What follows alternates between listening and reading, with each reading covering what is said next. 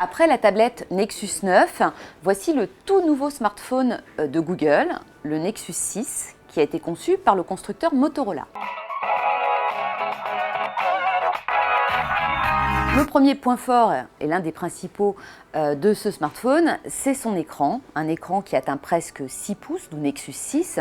Il mesure très précisément 5,96 pouces de diagonale et il adopte une haute résolution puisque c'est un écran Quad HD.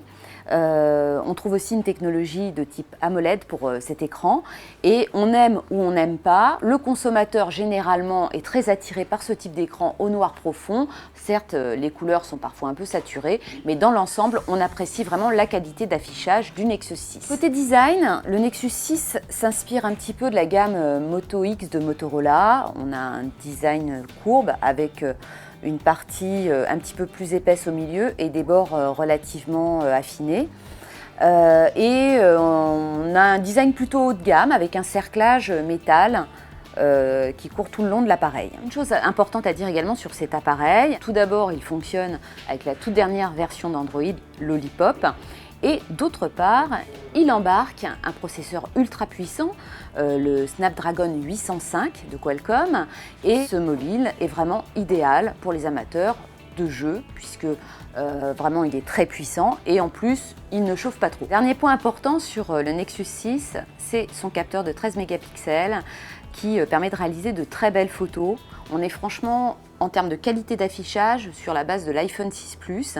Donc on a une très belle stabilisation optique, ce qui permet de réaliser des clichés bien nets, riches de détails. Vraiment, on a été assez bluffé par la qualité photo, et y compris par la qualité vidéo d'ailleurs, avec des captures qui sont bien stabilisées, bien fluides. Seul bémol, l'appareil n'est pas aussi rapide que l'iPhone 6 et le menu photo n'est pas très riche de fonctions.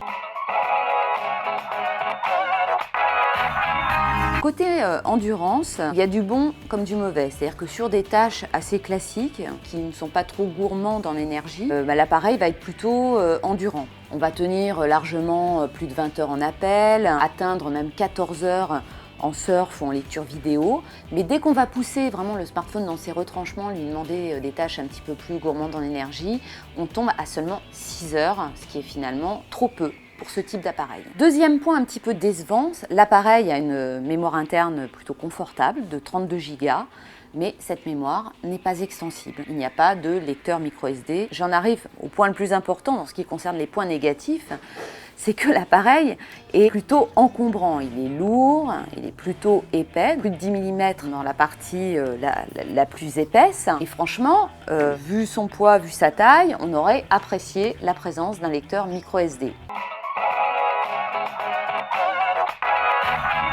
Le Nexus 6 est un bon appareil, mais il ne séduira pas tous les publics.